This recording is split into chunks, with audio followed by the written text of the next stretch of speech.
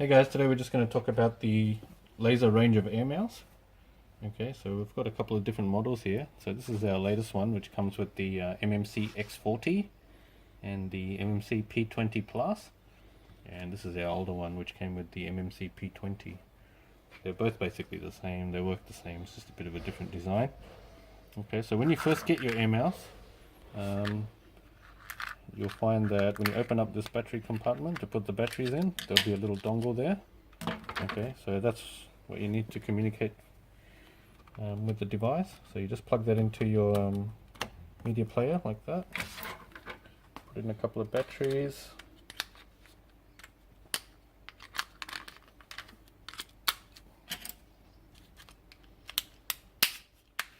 Okay, and away you go. So as you can see on the screen here, we've got our cursor moving around. It's a little bit jumpy.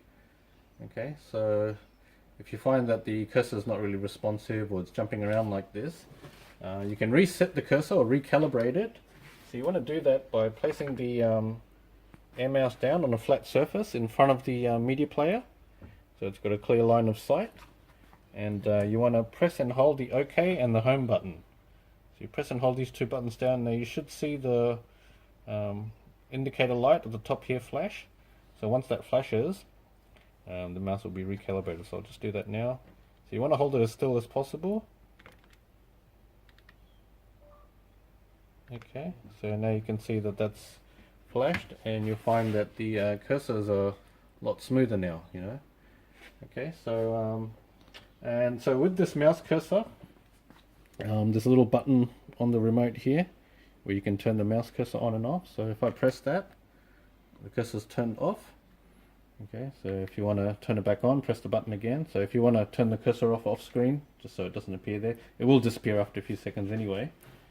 But so that mouse cursor is basically the whole function of this Airmouse, and that it allows you to do things that just a standard remote probably isn't going to let you do. So there's a lot of third-party apps that will actually require you to use a mouse-style device.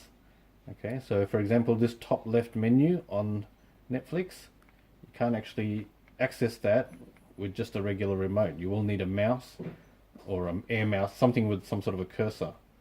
Okay, and there's obviously other functions that you can do. For example, if I press and hold on the page here, I can flick up and down and you know, scroll through all the different things, all the different shows here. Okay, so basically essential for using with a lot of third-party apps, especially Netflix. Okay, so you can pick this up from our website if you have a media player such as the S30 or the MMC B18 or the B15. If you find that you've got one of these devices and you need a mouse-style device, an Airmouse is a good alternative to plugging in like a regular mouse or a wired mouse. But you can actually use a wired mouse or a wireless mouse with all of these things, but obviously if you're sitting in your lounge room, you're not going to have maybe a surface to put the mouse down on, so that's where the Airmouse really comes in handy. Okay, so lastly, with the Airmouse, if you just want to conserve a little bit of battery, because every time you pick up this remote, that cursor is moving around, that's actually consuming battery. So you know, if you want to save a little bit of battery in your remote, you can just disable the cursor, and so the battery will only be used every time you actually press a button. Now the cursor doesn't use a lot of battery, but if you are conscious of that, just be aware that you can actually save battery by doing that.